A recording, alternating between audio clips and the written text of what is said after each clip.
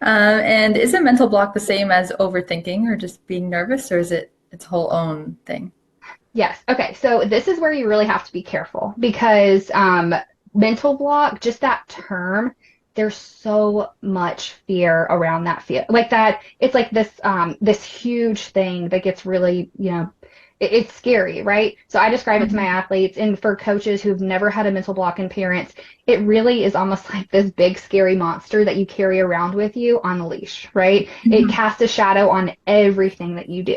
So it's like, hi, my name is Alice and I have a mental block, right? It's like this thing you have to Mhm. talk about. It's like, I have to say something or, they're going to know that I have this. It's just this big, big thing.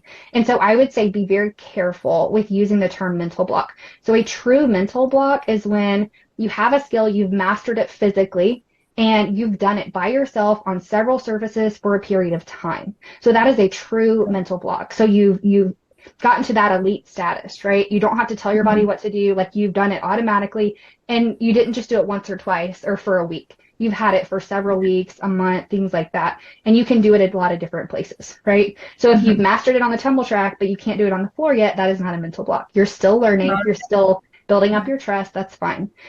So just that nervousness and that anticipation, right? The jitters that Mhm. happen before you go and do a skill by yourself, that's just normal. That's just your body saying, hey, we're doing something new. It's a little scary. Just pay attention Mhm. and be careful. So fear and overthinking, that doesn't necessarily, I mean, it's not the same thing as a true mental block. So Okay. I think a lot of athletes think that just because they're scared to try it on the floor the first time, that that's a mental block. And I yeah, would have referred to it as that too when I was cheering. So, yeah, it's but it's really it's yeah. And the term, is the it's terminology, right? Like yeah. you can use mental block for, I've got a mental block and like I don't want to clean my room, so like I'm blocking about it. Yeah. But that's just, procrastination. You just don't want to do it. Yeah. It's something that's not Yeah. fun. But fear, it's not a bad thing. Fear is natural. Fear is good. Fear is proof that your brain is working and doing what it Mhm. was designed to do, which is keep you safe.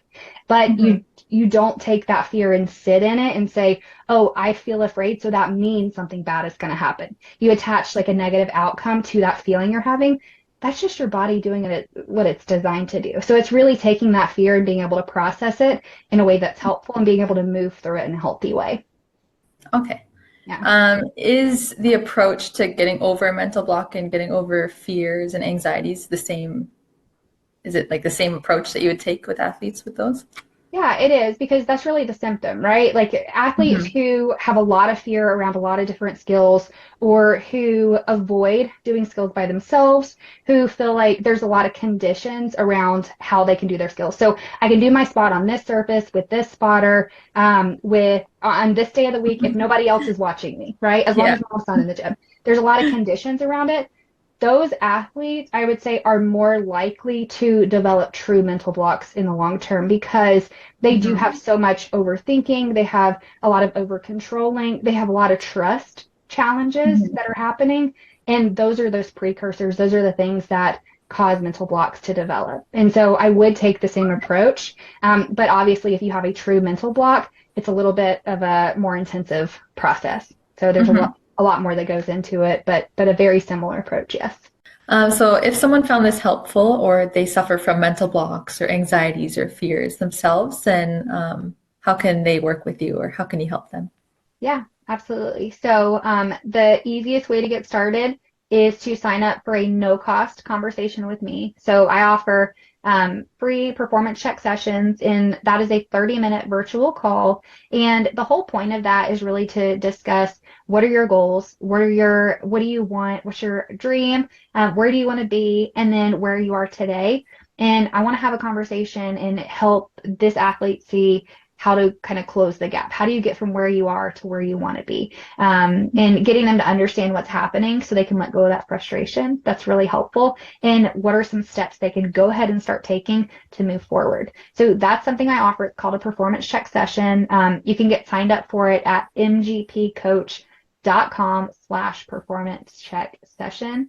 And we'll put the link below this video. We'll include it somewhere so that they can get access and get signed up for that. Spots are limited, so if they want to get signed up, if this is interesting, absolutely go ahead and get signed up, please. But it's a great conversation. I spend about 20 minutes with the athlete, then do a parent recap at the end for the last 10 minutes. And it's no pressure, no obligation. It's just, I just want to help you, talk to you, give you some things to think about, give you things to consider maybe you haven't before so that they can move forward in their skills. And then if they found it helpful and they want to know more about what the programs look like and what maybe the best next step would be for them, then at the end of the conversation, then we'll talk through those options together. All right, that's a good option. Awesome. And I know Well, you also have mental coaching or other courses available too, right? And free trainings. yeah, absolutely. So I've got tons of resources on my website. So if you go to mgpcoach.com, that is where you can find a lot of different resources.